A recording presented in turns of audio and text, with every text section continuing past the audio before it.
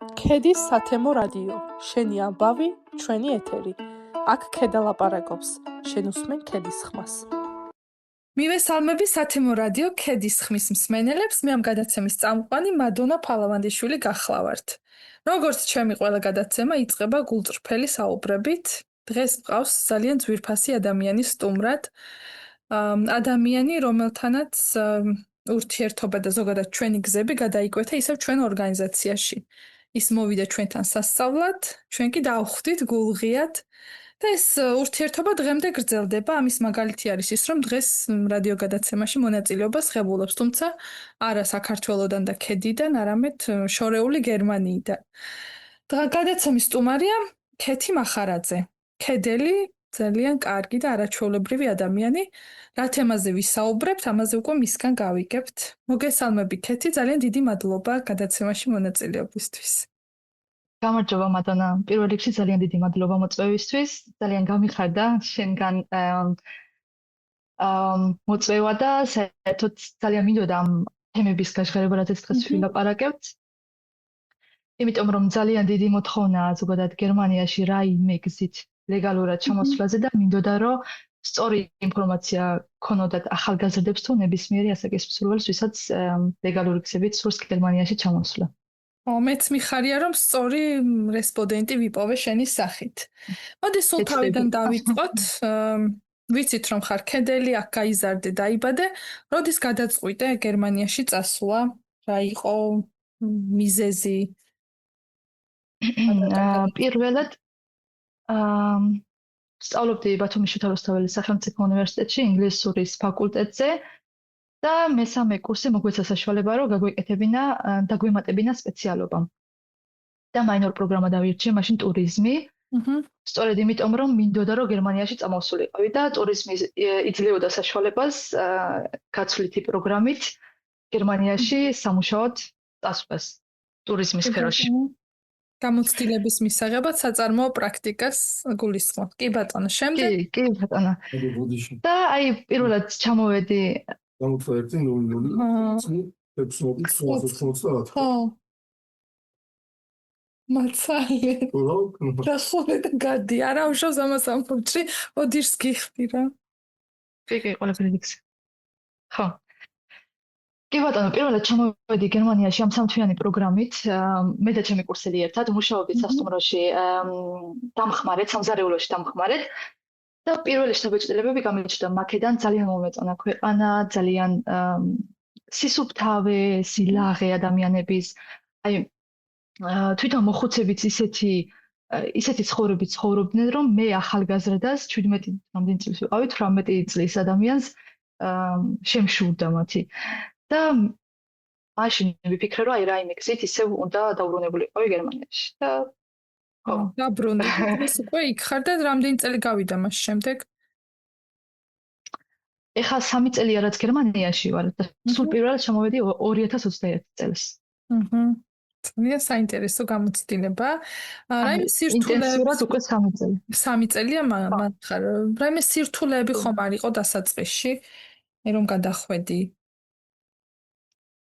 კი, აი მიუხედავად იმის, რომ სპეციალურად გვამზადებდნენ ენისთვის, მაინც რთულია პრაქტიკულად რო გამოიყენო ენა, რაც თეორიულად იცი და პირველი სირთულე იქ იყო ალბათ. მეორე სირთულე იყო ის, რომ არ მქონდა სამუშაო მე გამოცდილება აქამდე და გერმანული სამუშაო გამოცდილება უკვე საერთოდ ალბათ სხვა სირთულეა და მე ვურჩევ ამიტომ ახალგაზრდებს, რომ რაც შეიძლება მალე დაიწყონ მუშაობა. აი ჩვენთან უკვე ახალგაზრდები 15-16 წლიდან მუშაობენ და ძალიან მივესალმები მაგას. რომ ძალიან ბევრს ნიშნავს შემდგომი ნაბიჯებისთვის. რეალური გამოცდილება ეგ არის. დისციპლინა ვთქვათ დროის ფარგლებში ჩაჯდომა, შესვენება და ასე შემდეგ აი ამ ყველაფერზე. კი, აი სამუშაოს მიხედვით, რომ საკუთარ პირად ცხოვრებას, ოჯახურ ცხოვრებას, პლუს სწავლას უთავსებ და უფრო ორიენტირებული ხარ ბევრ რამეზე და უნარებს იცენ. დროის სწორად განაწილებასაც გულისხმობ ამაში. აი მთავარ თემას შევეხოთ უკვე რა ლეგალური გზები არის გერმანიაში მუშაობისთვის?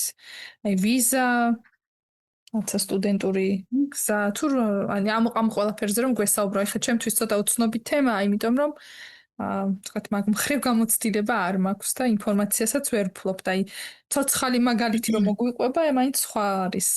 აბა გისმით ამაზე რომ უფრო დაწვრილებით გვესაუბრო. დავიწყებ მარტივიდანაც წავალ რთულისკენ, რა მარტივი გზები არსებობს და რა რთული გზები, ანუ შედარებით რთული. პირველი მარტივი გზა, ყველაზე მარტივი გზა, რასაც ძალიან ბევრი იყენებს ამ გზას არის ოპერ პროგრამა. არაფერ კავშირში ოპერასთან არავის არ ეგონოს. ეს არის პროგრამა, რომელიც გულისხმობს გერმანულ მასპინძელ ოჯახში ბავშვებზე ზრუნვას, ან ბავშვზე ზრუნვას და სანაცვლოდ შენ გაქვს უფასო საცხოვრებელი, უფასო ენის კურსი. ანუ თუ კი ამ გზით ვინმე წამოვა, შესაძლებლობა აქვს რომ გერმანული ენა შეისწავლოს. შემდგომი, ვთქვათ, პროფესიული ან საუნივერსიტეტო საქმიანობისთვის. კი ბატონო. ოღონდ აქ შეზღუდულია ასაკობრივი ზღვარი, 28 წლამდე შეუძლიათ რომ აპლიკანტებს მიიღონ მონაწილეობა. და ხო, აი თითქმის ყველა ხარჯს, როგორიცაა დაზღვევა და ასე შემდეგ, ყველაფერს ფარავს მასპინძელი ოჯახი. მეორე გზა რითაც შეიძლება რომ აპლიკანტები წამოვიდნენ, ქვია FSJT ან BFD, ანუ იგივე არის სოციალური მოხალისეობრივი წელი, რაც გულისხმობს იმას, რომ გერმანიაში მოდიხარ დამხმარედ, მაგალითად კლინიკებში, საბავშვო ბაღებში და გაცვლითი პროგრამა მოხალისეობრივი, GBS ფულს რა თქმა უნდა იღებ. ისევე როგორც ოპერ პროგრამის დროს დამავიწყდა რომ მეთქვა რომ 280 ევროს ოდენობით GBS ფულს გაძლევს მასპინძელი ოჯახი მიუხედავად იმის რომ ყველანაირ ხარჯს ფარავს, მათ შორის კვების ხარჯებსაც და ამ მოხალისეობრივი სოციალური წლის ფარგლებშიც აქვთ აპლიკანტებს GBS ფული. თავარი აქ ამ შემთხვევაში არის ენის დონე, მინიმუმ A2 დონეზე უნდა იცოდე ენა. ხოლო ოპერ პროგრამის შემთხვევაში ენის არცოდნის გარეშე შესაძლებელია რომ წამოხვიდე, მაგრამ ყველას ვუჩვევდი რომ მაინც რაღაც დონეზე ენა შეისწავლოს და ისე წამოვიდეს, იმიტომ რომ მერე უფრო მარტივია გადასვლა სხვა პროგრამაზე ან პროფესიულ სასწავლებელზე ან და ასე შემდეგ. ან უფრო წინ წახვიდე, რაღაცა და წინა ის თუ რაღაც განვითარების საშუალება უფრო მეტად გექნება ალბათ. კი და დამოკიდებული არის ოჯახზე და მარტივად გადადგა შემდეგ ნაბიჯები დამოუკიდებელი. ხომ არ არის რაიმე ისეთი მოთხოვნადი პროფესიები, რომელსაც გერმანელები დიდ უპირატესობას ანიჭებენ და უნდათ რომ ამ მიმართულებით მიიღონ აპლიკანტები? მოთხოვნადი პროფესიები არის ძირითადად სამედიცინო სფეროში, ექთნებზე, ექიმებზე, დამხმარეებზე, ასისტენტებზე, ასევე ბაღში, აღმზრდელებზე, აღმზრდელის დამხმარეზე და ასე შემდეგ. ეხლა მე ვსწავლობ აღმზრდელის პროფესიაზე და ვინაიდან და რადგანაც ამ მიწაზე ეხლა მე ვარ ბადენ-ვიურტემბერგის მიწაზე და აქ ძალიან დიდია პერსონალის ნაკლებობა, ძალიან განიცდიან დეფიციტს პერსონალის, შემოიღეს ესეთი რაღაცა პროექტი შრომის სააგენტოს დახმარებით, რომლის ფარგლებშიც აი თქვათ ვიღაცას აქვს უკვე რაღაცა პროფესია მიღებული და უნდა რომ პროფესია შეიცვალოს. ასეთ ადამიანებს აძლევს იმის საშუალებას, რომ დაიწყონ აუსბილდუნგი, რაც ნიშნავს პროფესიულ სწავლებას, გრძელდება 2 წელი და ოღონდაც აპლიკანტები მიიზიდონ დასაწყისშივე, ანუ სწავლების პერიოდშივე ხდიან ჩვეულებრივ ხელფას, ანუ მაღალ ხელფას, ისევე როგორც უკვე განათლება მიღებულ ადამიანს. და ესეც ერთ-ერთი ლეგალური გზაა, რითაც შეუძლიათ რომ ქართველებს ჩამოვიდნენ გერმანიაში და ოღონდ აქ საჭიროა გერმანულის მაღალი დონე, B2 დონე, ცოტა შედარებით რთულია, მაგრამ მარტივი გზით შეიძლება ჩამოსვლა და მერე გადასვლა სხვაგან. ხო, ხა ჩვენებურად რომ თქვათ უწვალებლად რაიმეს მიღწევა შეუძლებელია. ამიტომ უნდა იცოდნენ რეალურად, სადაც მიდიან და საქმდებიან იმათი ენა. რაიმე მაგალითები ხომ არ იცი, თქვათ რაღაცა შეცდომებს რომ უშვებენ, რაც არასწორად მოიქცნენ ან რაღაც ისეთი პრაქტიკა ხომ არ გქონიათ ვინმესგან? გერმანელები თუ ის გულისხმობ? არა, ეს თუნდაც ქართველები ვინც მაგ ჩამოდიან და დასაქმდნენ. ალბათ არ ვიცი სიმართლე რა გითხრა, მაგრამ ალბათ ჩვენი სუსტი მხარე არის პუნქტუალურობა, ალბათ. აჰა. თავიდან ჩემიც იყო. ხა, მაგრამ გამოიმივიდა. ძალიან დიდ ყურადღებას აქცევენ მაგას და ძალიან აგითვალწუნებენ თუ მით უმეტეს ხშირად მოგდის ეს შეცდომა. კი, იმიტომ რომ აი სიწმინდის დონეზე ყავთ აყვანილი გერმანელების პუნქტუალურობა. აი, ისედაც გამოთქმა ხომ არის გერმანული სიზუსტით და ეხლა რომ მე დავაკვირდი ამ ჩვენს ჩაწერას გადაცემისას, გერმანული სიზუსტით დამასტარი შემოვედი უკეო და ამიტომ უკვე გეტყობა გერმანული გარემო შენს ხასიათშიც გადასულა და ქცევებშიც. საინტერესო არის როგორია გერმანული სამუშაო ეთიკა. აი ამ თემას რომ შევეხოთ, თანამშრომლთა უფლებები. კი, ძალიან საინტერესო თემაა ეს. სამუშაოს და პირად ცხოვრებას და აი ამ თემაზე რომ გავშალოთ ეს თემა უფრო ფართოდ და ამაზე ვისაუბროთ. არ მინდა რომ ცუდად გამომივიდეს, მაგრამ ძალიან დიდი განსხვავება საქართველოსა და გერმანიის სამუშაო ეთიკას შორის სადაც დამიწა. იმიტომ რომ ძალიან დიდი ხელშეწყობა დამსაქმებლისგან, დასაქმებლისთვის, აი მაგალითად შეგიძლია რომ აიღო ნახევარგანაკვეთზე სამუშაო, ან 30%-იანი კვირაში თქვათ სრულ განაკვეთზე, არ გეძახიან მაშინ თუ კი არ მუშაობ, უცებ ჭირდება კადრი ან რაღაცა შებულებაში ხარ, არავინ არ გირეკავს და ასე შემდეგ. და ასევე ძალიან დიდი პლუსი არის ის, რომ რაც თქვათ არანაირი პროფესიული განათლება რო არ გქონდეს ან არანაირი განათლება ან საბაზისო განათლება რო არ გქონდეს და რაიმე სფეროში მუშაობდე, მინიმუმი ანაზღაურება არის 13 ევრო საათში. რაც ნებისმიერ ადამიანს ეკუთვნის.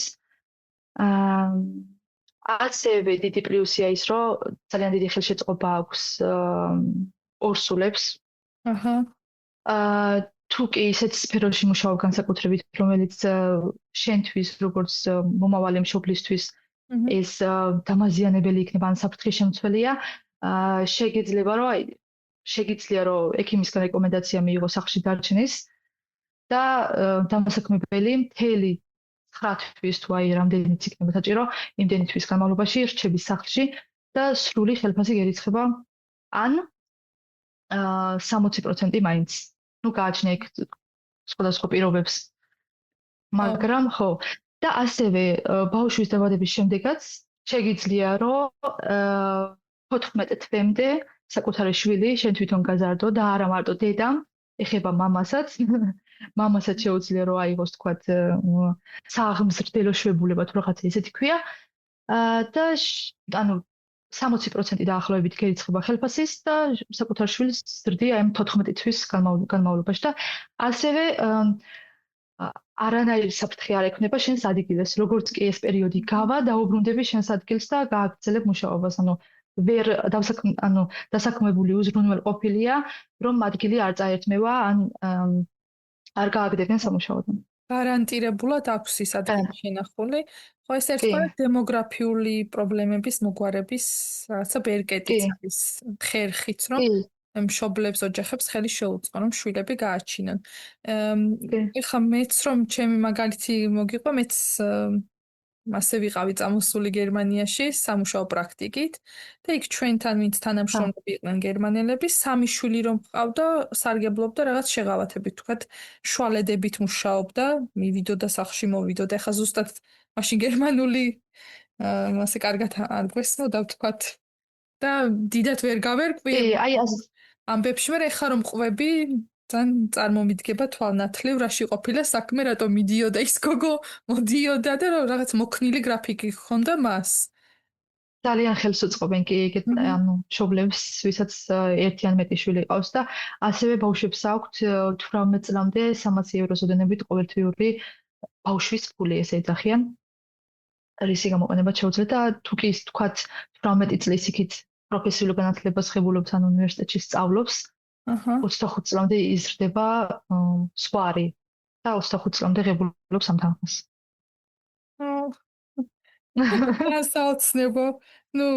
საოცნებო ქვეყანა დასაწყისში მინდოდა მეთქვა, რომ მართლა აი გულწრფელად ვამბობ, ჩემი საოცნებო ქვეყანა არის გერმანია და რომ შესაძლებლობა მქონდეს მეთქი საქართველოს იქით, მაგრამ მაგ ვიცხოვრებდი.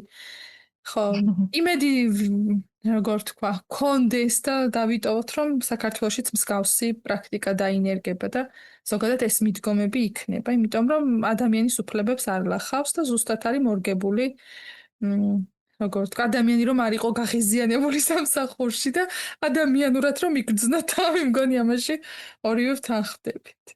კი, რა თქმა უნდა. ხო, აი რა მაინტერესებს კიდე, სამსახურეობრივ, აი შიდა გარემოზე მაინტერესებს. აი მაგალითად ძალიან დიდი მნიშვნელობა უნდა მიენიჭოს საოფისე გარემოს, რამდენად უსაფრთხოა. აი კონკრეტულად რას გულისხმობ, როგორ არის ხო, აი ინფრასტრუქტურა უსაფრთხოების თვალსაზრისით, ხო. იმიტომ რომ აქ ჩვენთან რომ შევხედოთ, ეხლა ყველა ორგანიზაციაში და ყველგან კი მასე არ არის, მაგრამ არის შემთხვევები, რომ არ არის დაცული უსაფრთხოების ნორმები. და იქ მასე არ იქნება სავალდებოდ. ხშირი შემთხვევებია კი, მე რაც აქედან მესმის. თუმცა, ხო, გერმანიაში უსაფრთხოება ძალიან მაღალ დონეზეა. კი, უსაფრთხოების ნორმების გარეშე დაცვით, სპეციალური ტანსაცმლის, სპეციალური აღჭურვილობის გარეშე მშენებლობაზე იქნება თუ სხვა ნებისმიერ სამუშაოზე. ანუ აკრძალულია მუშაობა. ეხლა მე მიუხედავად იმისა, რომ საბავშვო ბაღში მუშაობ, უნდა მეცვალა სპეციალური ფეხსაცმელი, რომ არ დავსრიალდე ან რაღაცა იგეთი, რომ საფრთხე არ შემექმნას პირველ რიგში მე. და თუ კი ვთქვათ რაიმე დაზიანება მიიღეს სამუშაოზე, ან თუ კი სახლიდან სამუშაოსკენ მიდიხარ და მაგ პერიოდში რაღაცა მოგივიდა, ნებისმიერი რამე რაც არ უნდა იყოს, და ან პირიქით სამუშაოდან სახლში მიდიხარ და რაღაცა დაგემართა, ამ ხარჯებს იღებს მთლიანად დამსაქმებელი. ნუ მაგამდე არ უნდა მივიდეს საქმე, მაგრამ რაც არ უნდა იყოს, ეხლა ვთქვათ სიტყვაზე, სახლიდან სამუშაოზე მიდიხარ და რაღაცა ცუდად გახდიან რაღაცა, დამსაქმებელი იღებს ყველანაირ ხარჯს. საინტერესო. ამაზე ერთი მაგალითი მახსენდება. მეც რო ვიყავი, ძალიან ნოსტალგიური ამბებია ჩემთვის. ბერლინში თიერგართენის პარკში მიკბინა მწერმა. დამკბინეთ, რომ დაუბრუნდით იმ ჩვენს დამსაქმებლებთან, გამისივდა ფეხი, ვეღარ გადავაადგილდებოდი და მე ამ ქალმა ჩამსვა თავის მანქანაში, წამიყვანა ექიმთან, მე აფთიაქში წამლები, ესა და მე ვფიქრობდი, რომ ეხლა ევროები წაღებული არ მქონდა, უცებ არ მომაფიქრდა და მაგას ნერვიულობდი, როგორ ამუხსნა, რომ ფული არ მაქვს თან. და ყველაფერი თვითონ გადაიხადეს, ეს ხარჯები დაფარეს და გაოგნებული დავრჩი, რომ ჩვენთან ეს რეალობა არ არის და შენ თავშენ უნდა ეპატრონო და იქ სხვანაირად არის სისტემა აწყობილი. ძალიან მაგარია. ეხლა ხვდები ჩამოსვლა, რატომ არ გინდა 3 წელი მშვენივრად გაგიტარებია, ხო და ამისად მუშაობ. თქვენ მარტივი არ იყო, მაგრამ არ ცდილობდი რომ მარტივი იქნებოდა, იმიტომ რომ სრულიად უცხო გარემოში არავინ არ გიცნობს, ენა არ იცი. არც მქონდა იმის მოლოდინი, რომ ეხლა ტელესკამზე დამსვამდნენ და იდეალურად ვიქნებოდი, რა თქმა უნდა, შენი მიზნებისთვის შენ თვითონ უნდა იბრძოლა. შემდეგ ყველაფერი შეცვალა შენში. რაც ღირებულებების გადაფასება, უფრო სხვა პიროვნებად ჩამოგაყალიბა თუ არა. ამაზე რომ ვისაუბროთ და მომიყვე გულწრფელად. კი, ეცდები, აი პირველი რაც ეხლა გამახსენდა, საქართველოში ვიყავი ალბათ სხვა ადამიანი იმ კუთხით, რომ ოჯახში ვიზრდებოდი. ისე გავხდი 21 წლის, რომ ოჯახი ზრუნავდა, ესე ვთქვათ, ჩემზე. და გერმანიაში რაც ვისწავლე, იყო დამოუკიდებლობა. პირველ რიგში რაც გერმანია მასწავლა, იყო დამოუკიდებლობა, თავისუფლება, საკუთარ ქმედებებზე პასუხისმგებლობის აღება, ცუდის და კარგის გარჩევა. მიუხედავად იმისა, რომ აი საქართველოში რაღაცა არის ესეთი სტერეოტიპი, რომ აი გერმანელი ფაშისტია, გერმანელი ბოროტია და ეს ძალიან ხშირად მესმის ესეთი რაღაცეები და რა გინდა მან ფაშისტებთან ჩამოდი შენს ქვეყანაში და ასე შემდეგ. მე ესეთი გერმანელი არ მინახია. ანუ პირადად არ შევხვედრი, რომ სრულპირად ჩამოვედი ოჯახში, გერმანულ ოჯახში ვიყავი და ისეთი ადამიანები შემხვდნენ, რომ ვიცახდი, რომ ძალიან იღბლიანი ადამიანი ყოფილი ვარ, მე რომ ამათ გადავეყარე საერთოდ. იმიტომ რომ ყველანაირი დახმარება გამიწიეს, ფსიქოლოგიური დახმარება გამიწიეს, ფინანსური დახმარება გამიწიეს, კარიერულ წინსვლაში დამეხმარნენ ყველანაირად. და დღესაც კი მიუხედავად იმისა, რომ მათთან აღარ ვცხოვრობ, ერთმანეთში გვაქვს მოკითხვა, სტუმრობა და აი მეორე ოჯახია ჩემი. თან მიხარ. ამასთან კი. და რავი, აი ზოგადად თუ გინდათ გზაში, ქუჩაში, მაღაზიაში, სადაც არ უნდა გახვიდე, ყველა გესალმება, გიღიმის. კი. აი მოხუცები, ყველაზე ძალიან მშურს მოხუცების, იმიტომ რომ საქართველოში არ მინახია ბედნიერი მოხუცი, ან იშვიათად თუ მინახია და ყველაზე მეტად ვისურვებდი იმას, რომ მინახოს ბედნიერი მოხუცი საქართველოშიც და ეს არ არის მარტივი გზა და გერმანელისგან რაც უნდა ვისწავლოთ ალბათ არის ის, რომ ყველა მოქალაქემ უნდა აიღოს თავისი წილი პასუხისმგებლობა, რომ აი უკეთესობისგან შეცვალოს ქვეყნის მომავალი. თუნდაც იმით, რომ აი საკუთარი ეზოს ჩვენ მოუაროთ, საკუთარი ეზოს იქით ვიფიქროთ იმაზე, რომ ესეც ჩვენი ეზოა, იმიტომ რომ ჩვენი სამშობლოა. აი ეზოში ნაგავი არ დავყაროთ და სანაგვეუნაში ჩავაგდოთ და აი ესეთი რაღაცეები, ხო, არის სწავლება ამას თვითონ სახელმწიფო და კანონი არ უნდა გასწავლდეს, მაგრამ კანონიც საჭიროა. ალბათ შეიძლება კანონით მივიდა გერმანელი ცნობიერება იქამდე, რომ ეს გაიკეთებინათ რა, აი ეს ცნობიერება მიიღოთ. და ქცევაში გადაუვიდათ უკვე. კი, აი თუ კი არ ჭრის, ხო, ეს ჩვენი ცნობიერება, ადამიანის ცნობიერება იქამდე, რომ რაღაცა უკეთესობისკენ ჩვენ უნდა შევცვალოთ, მაშინ კანონია საჭირო და ისეთი მკაცრი უნდა იყოს ეს კანონი, რომ მისი დარღვევის სურვილი აღარ გაუჩნდეს, თქვა ჯარიმების სისტემით თუ ასე შემდეგ. ერთნაირ აზრზე ვართ, აბა ერთი რაღაც უნდა გითხრა და ამაზე როგორ ვიქნებით. გერმანულ ხანდაზმულთა სივრცეს კრანკენჰაუს ეძახიან, მგონი? ხო. ალტენჰაუს ქვია.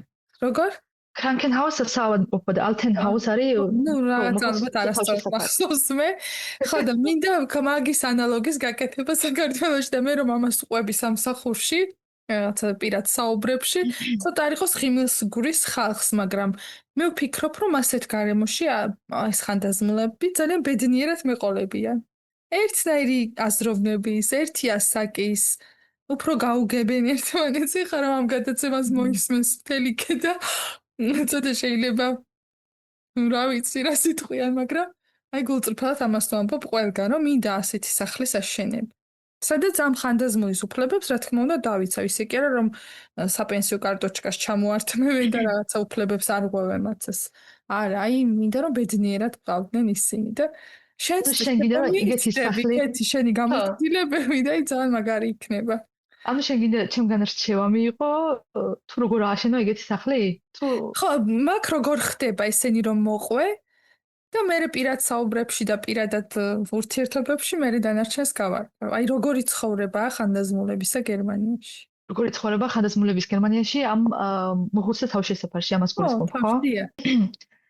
ანუ პირველ რიგში ყველანაირი სერვის თუ რა ვიცი დახმარებას ხებულობენ ეს მოხუცები, ურთიერთობებსაც არა მარტო ესე რომ ვთქვათ რობოტული ის არ არის ცხოვრება მათთვის. იმ გამომდინარე იქიდან რომ ყველა ვინც მუშაობს და სანამ პენსიაში გავა, იხდის სპეციალურად იმისთვის